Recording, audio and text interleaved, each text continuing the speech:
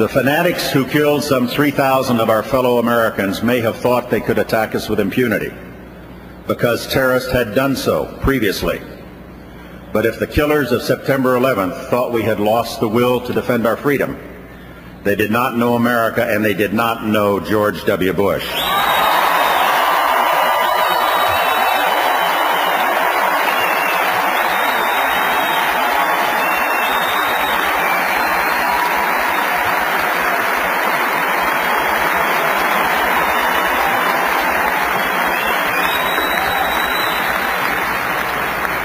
From the beginning, the President made clear that the terrorists would be dealt with and that anyone who supports, protects, or harbors them would be held to account.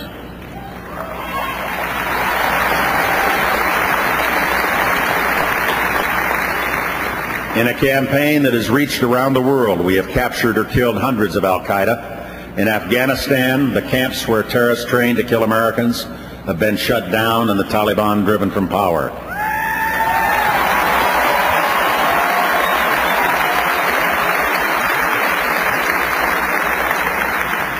In Iraq, we dealt with a gathering threat and removed the regime of Saddam Hussein.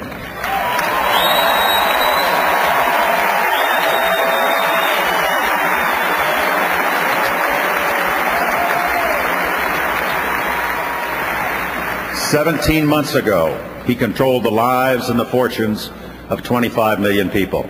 Tonight, he sits in jail."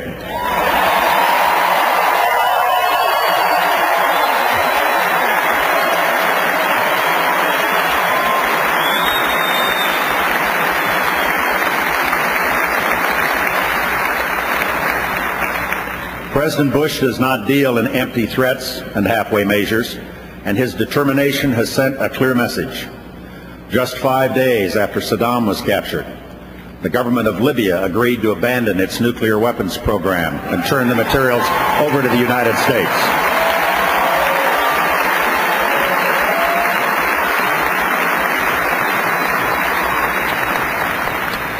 Tonight, the uranium, the centrifuges, and plans and designs for nuclear weapons that were once hidden in Libya are locked up and stored away in Oak Ridge, Tennessee, never again to threaten America.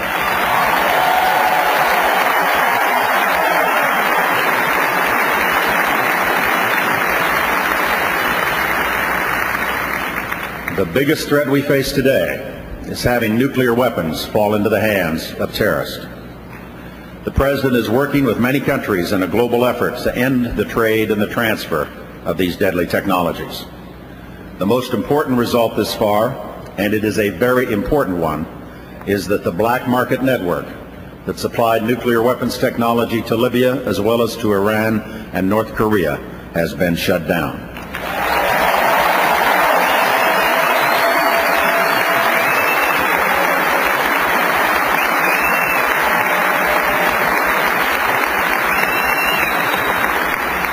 The world's worst source of nuclear weapons proliferation is out of business, and we are safer as a result.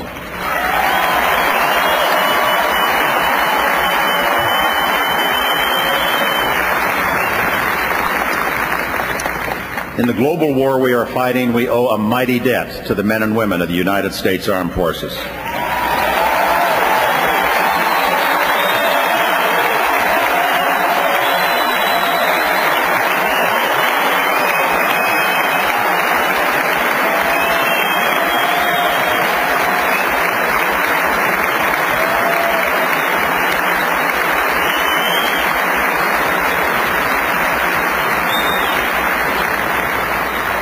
They fought the enemy with courage and reached out to civilians with compassion, rebuilding schools and hospitals and roads.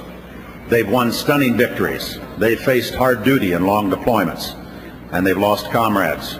More than 1,100 brave Americans whose memories this nation will honor forever.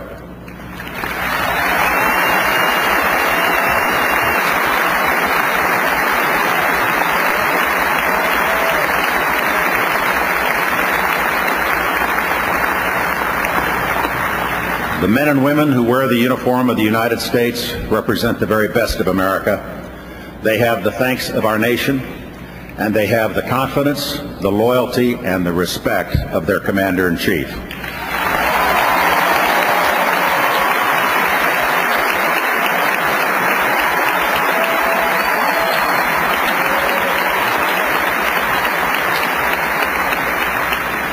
In this election, we will decide who leads our country for the next 4 years.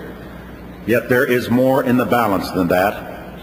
Moments come along in history when leaders must make fundamental decisions about how to confront a long-term challenge abroad or how to best keep the American people secure at home. We faced such a moment after World War II when we put in place the policies that defended America throughout the Cold War. Those policies containing communism, deterring attack by the Soviet Union, promoting the rise of democracy, were carried out by Democratic and Republican presidents in the decades that followed. This nation has reached another of those defining moments. Under President Bush, we have put in place new policies and created new institutions to defend America, to stop terrorist violence at its source, and to help move the Middle East away from old hatreds and resentments and toward the lasting peace that only freedom can bring.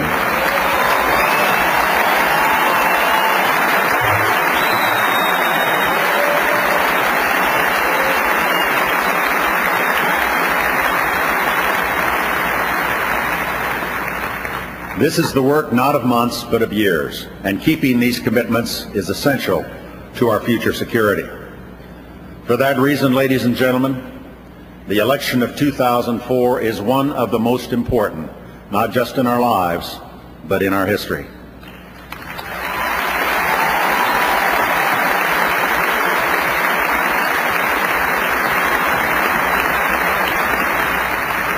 And so it is time to set the alternatives squarely before the American people. The President's opponent is an experienced senator. He speaks often of his service in Vietnam, and we honor him for it.